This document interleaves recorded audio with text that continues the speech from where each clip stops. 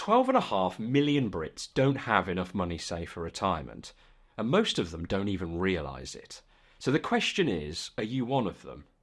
Well, if you earn more than £60,000 a year, the answer is probably yes, because 55% of high earners underestimate how much they need to save. This might sound counterintuitive to you, but I see it on a daily basis. Smart people who have put their retirement in the hands of an online pension calculator or some well-known strategy, who end up cancelling their dream retirement because their maths doesn't check out. So, I'm going to show you how 90% of people calculate their retirement incorrectly, and then I'll show you the right way to do it, so you can see how much you really need to retire in 2025. So, in order to bring this to life, meet the average couple who contacts me when they realise the mistake they've made. Larry and Lisa. They are married, they have 2 kids, their house is paid off. Together they earn £100,000 a year. They're both 50 years old and want to retire in 5 years' time and live comfortably. So, in the first scenario, I'm going to run the figures how most people do, using the internet. If we type in how much do I need to live comfortably in the UK, you will find a lot of information. But the first question we probably need to answer is, what is a comfortable retirement in the UK? I'm going to use this source here, which looks credible enough, where it says that a couple not living in London with their house paid off are going to need £60,000 a year to retire comfortably. Good. So if we retire at 55, how many years do we need to account for? Well, let's go back to the internet and search, how much do I need to save in retirement? This is where it starts going really wrong. I can guarantee that in my search, I'm going to come across something called the 4% rule.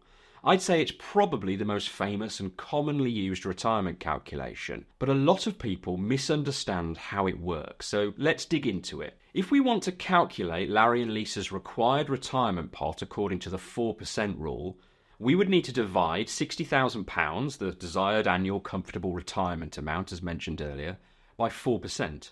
So that gives us a figure of £1.5 million, which, according to the rule, should last them for 30 years of retirement. Simple enough. But let's dig into this a little bit more and see how robust this plan is. What you are looking at on screen now is my cash flow modelling software I use with clients.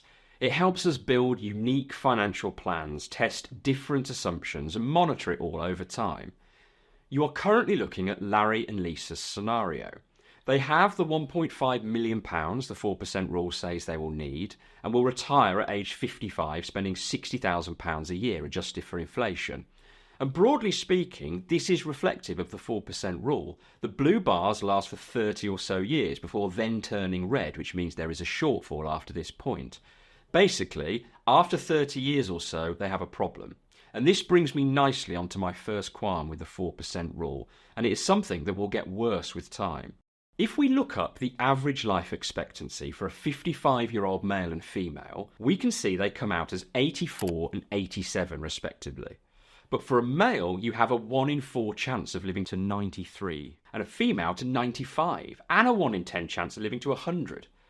In other words, if Larry and Lisa follow the 4% rule to calculate how much they need, there is a chance, not even a very slim one, they will long outlive their money, which is the first sign that this calculation is way too simplistic, and it gets worse. Take a look at this graph. It shows UK inflation since the 1960s. In Larry and Lisa's original calculation, we had the inflation rate set at 2.5%, but here we can see that there are periods much higher than 2.5%, including very recently in 2022 and 3. Realistically, nobody can predict inflation, but when planning somebody's retirement, I prefer to err on the side of caution. So let's imagine that inflation was just 1% higher at 3.5% a year, and just look at what that does to their retirement figures. They now start running out of money 8 years earlier, at age 78. That's a massive problem. In a similar way, the investment growth rate I have used here is 4% a year, which, when you account for, say, a 1% fee on your pension, for example, is actually a net 3% growth rate. Anyway, let's reset inflation back to our standard 2.5% figure that we started with, and let's see what happens if instead the returns are just 1% slightly lower at 3% gross, which will give you a net growth rate of 2% per year after fees. Again, way off. We now start running out of money at age 80, well before even average life expectancy, let alone if they live longer than average, as they might well do. And I appreciate it's unlikely that all these things happen at the same time, but let's imagine that Larry and Lisa did just grab the 4% retirement info off the internet. They both lived until they were 92 and 95. Inflation was 1% higher and their returns were 1% lower. That gives them two options. Retire on £60,000 a year for 20 years and then use the state pension for the rest of their days from age 75 onwards. Or they can retire on £35,000 a year, which is 41% under their goal. So we can see that £1.5 million is actually nowhere near enough for them to reach their retirement goal. And keep in mind, none of this so far takes into account a parent needing to go into care, a child doing an expensive master's degree, or using private healthcare due to an unforeseen health issue, which are all more common than you might think. So, as you can see, using internet calculations like the 4% rule can be helpful to get an overview, but they can also be very dangerous if they aren't challenged. So let's take a look at how to actually calculate your retirement and how much you need to retire in 2025. In order to get an accurate figure, we need to really get a solid understanding of Larry and Lisa's personal situation. And in order to do that, we need to ask a series of questions, which I will take you through now so you can work out how much you might need yourself. But if you want help with this, every month I offer 5 free guidance calls to help my subscribers manage their finances better. So you can apply in the description to run through the questions together. So firstly, I would want to understand what their definition of comfortable really is, rather than taking the internet at face value. So I would ask, when do you want to retire? How much do you want to spend per month or per year? What do you currently spend? How might your spending change in retirement? For example, how much more will you spend on holidays versus commuting? Do you have any other income streams like a side hustle or a rented property? Then you need to get a broader understanding of life events that might happen. Will you move home or stay there forever? Any other assets that you might sell? Do you have any big dreams of a big holiday or, buying a boat?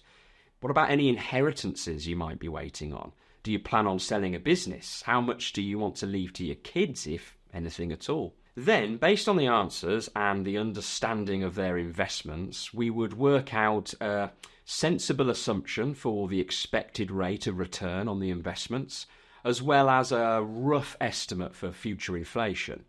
And I tend to be fairly pessimistic with both of these estimates so that we can begin to stress test the plan. So let's keep things simple and assume that none of the life events apply to Larry and Lisa.